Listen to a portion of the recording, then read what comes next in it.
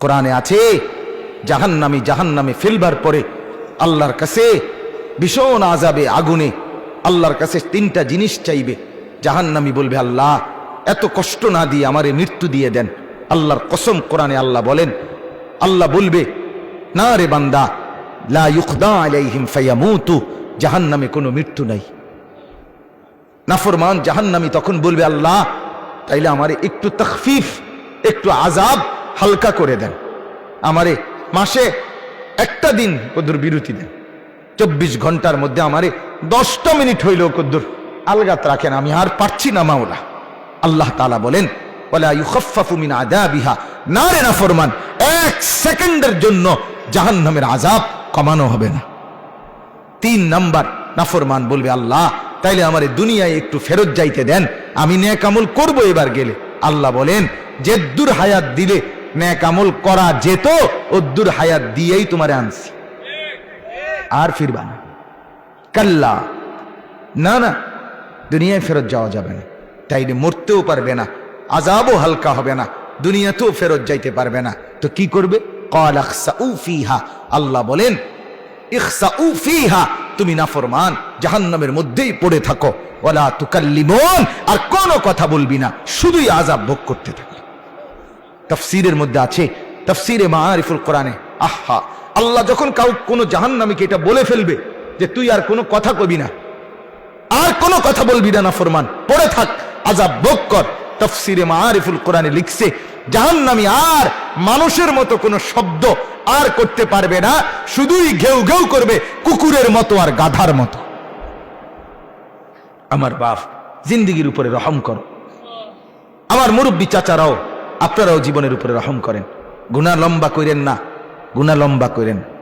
60 বছর ধরে টানা বিড়ি খান, এক টানা, কোন দিন বুঝবেন এটা গুনাহ? কত বছর পরে বুঝবেন? 60 বছর হয়ে গেছে, এখনো আপনি বিড়িয়ে খাইতেছেন। আস্তাগফিরুল্লাহ, আহা, আপনার কলজার মধ্যে কোন দিন আসবে এটা গুনাহ? আর কত বছর পরে আপনি বুঝবেন চাচা? হলো 20 বছর ঘরে রঙিন টেলিভিশন চলে, প্রতিদিন নাচ গান, সিনেমা, নাটক, ছেলে মেয়ে, স্ত্রী, সন্তান দেখতেছে। কত বছর পরে বুঝবেন আপনি, আপনার পরিবার যে এটা গুনাহ? 30 বছর ধরে টানা ব্যবসা, একই রকম মিথ্যা, ওজনে কম দেওয়া, এরপর অবৈধ উপার্জন, ধোঁকা, প্রতারণা, সুদ, কিস্তি, লোন, এগুলো দিয়েই ব্যবসা করছেন। কত বছর পরে বুঝবেন এটা গুনাহ? এক ইমানদার বাবা গুনাহকে এত লম্বা করে না। মুসলমানের ছেলে বাপ, কতদিন হয় ফজরের নামাজ পড়ো না? বলো তো ভাইয়া, আল্লাহকে সাক্ষী রেখে তোমার চোখ নিচের দিকে নামাইয়া বাপ, তুমি তোমারে বল, তুমি তোমার বিবেককে বলো না বাপ, আজ কতদিন তুমি মুসলমানের বাচ্চা না? তোমার বাপ মুসলমান, তোমার মা মুসলমান, তোমারে তো মরলে মুসলমানের গোরস্থানে দাফন করবে। তোমার কানে জন্মের পরে আজান দিছিল, নর্তকীর নাচ না। তুমি কতদিন হয় ফজরের নামাজ পড়ো না? কত লক্ষ মুসলমান আছে যে জীবনে বলতেও পারে না যে ফজরের ওয়াক্ত হয় কখন। আছে না এমন ডাকাত? 1 2 তো কোন দিন সে মনে হবে তার? এক মহিলা কতদিন পরে বুঝবে 20 বছর বেপর্দা, কতদিন পরে বুঝবে ওই মা যে এটা গুনাহ? কতদিন? দয়া করে ভাবতে শেখেন। রমজানকে ইমানদারের রমজান বানান। ইমানদারের রমজান কি? ইমানদারের রমজান জিকির, তেলাওয়াত, দোয়া, কান্নাকাটি, আল্লাহর বন্দিগি। নাফরমানের রোজা কি? নাফরমানের রোজা শাড়ি, গহনা, অলংকার, জুতা, প্যান্ট, নতুন শাড়ি, নতুন কাপড়, নতুন গহনা, নতুন জুতা। এই হলো গাফেল, নাফরমান, জাহান্নামীর রমজান। হ্যাঁ, সে মনে করে এটার মধ্যে নতুন জামা, নতুন প্যান্ট, কি করবো এটা দিয়া? ঈদের দিন ফিন্দু। ঈদের দিন ফিনলে কি তোমার মানুষে মাথা তালগি দিয়ে আঁটবো নাকি? তুমি একটা নতুন ফ্যানে ফিনছো আর কি, তা আর মানুষে ফিনছে না, তো তুমি আর নতুন ফ্যান ফিনদা কিরবা? মানুষে তোমার মাথা তালগি দিয়ে আঁটবো। সেটার মধ্যে আলাদা বিশেষত্ব কি?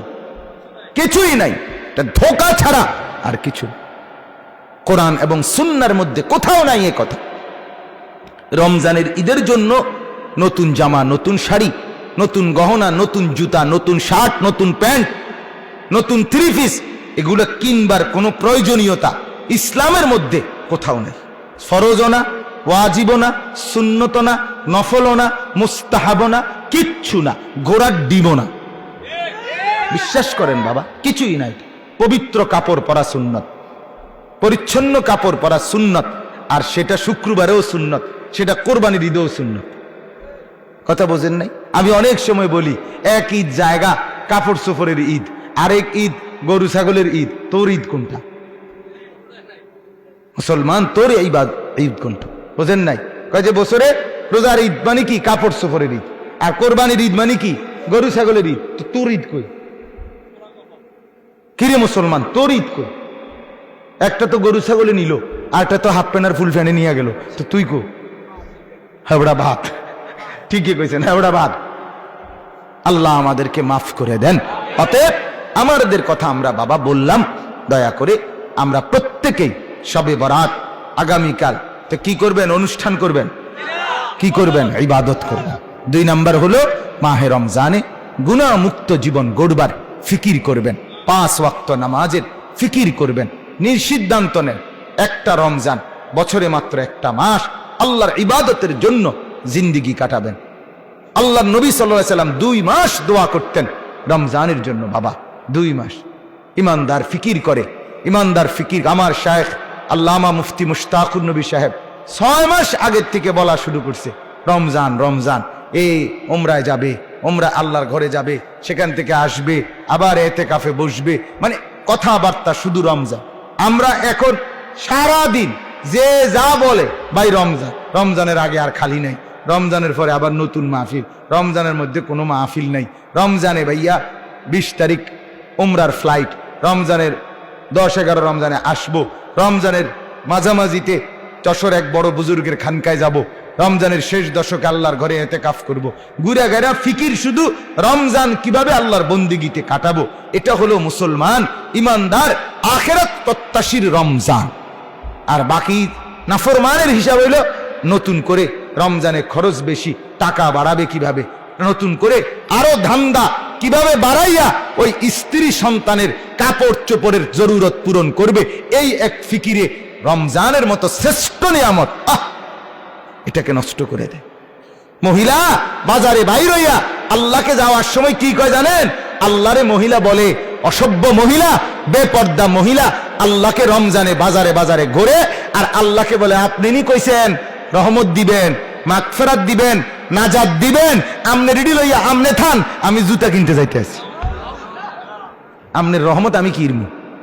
আমার মাগফিরাত দিয়ে কি লাভ? আমার দরকার জুতা, আমার দরকার থ্রি পিস, আমি আপনার নাজাত দিয়ে কি থাকবো? আমার জান্নাত কি আর জাহান্নাম কি? আমার দরকার হলো জুতা না। তো তুমি, আমিও বলি, তুমি মা মনে রাখো, ও চিরেই হাসরের ময়দানে ফেরেশতা তোমার এই জুতা দিয়েই ফিরবো। হ্যাঁ দোস্ত, ও চিরেই যে জুতার জন্য আল্লাহর রহমত আর মাগফিরাতকে বিসর্জন দিছ, সেই জুতা দিয়েই ফিরবে তোমার। আল্লাহ আমাদেরকে মাফ করে দেন। অতএব গুনাহ মুক্ত রমজান চাই। কি রমজান বলেন না? গুনাহ মুক্ত। আল্লাহ তাআলা তৌফিক দান করেন।